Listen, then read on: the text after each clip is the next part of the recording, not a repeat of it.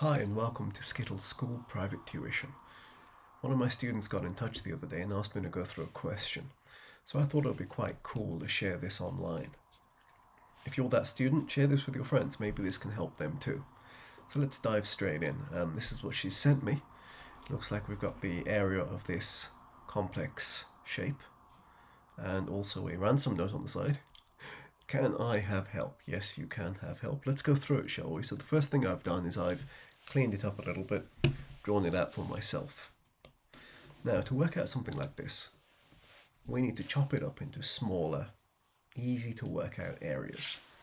So rectangles are the easiest, so let's make little rectangles out of it. So I'm going to chop it here.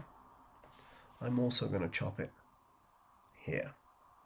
I'm going to give each one of these new rectangles a label. So I'm going to call this one rectangle A. I'm going to call this one rectangle B, and this one rectangle C. So let's start with rectangle A. The rectangles are very easy to work out. It's just the length or the height multiplied by the width. So the height or the length of this one is 7, multiplied by the width, which is 19. 7 multiplied by 19, you can do the working out if you want to.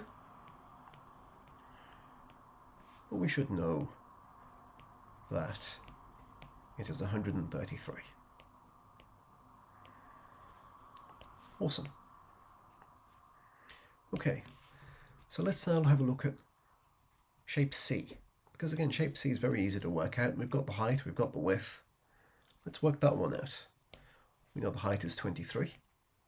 And we know the width is 8. And 23 multiplied by 8 is 184. If you were to do the working out. Now let's take a look at shape B. Now shape B is a little bit more interesting. As we know the width is 4. There it is.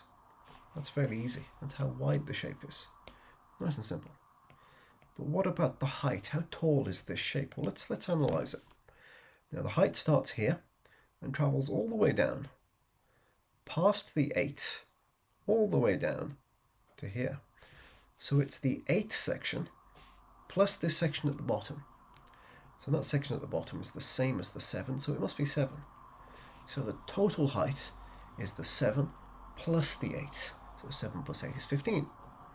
So there's our height. And we're going to multiply those together to make 60. Now we've worked out the area of each individual rectangle.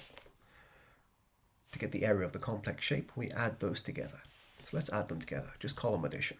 So 1, 3, 3. Add 1, 8, 4.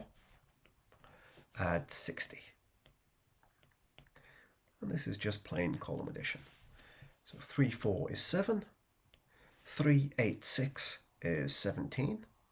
And 1, 1 plus 1 is 3. And there's our answer, 377.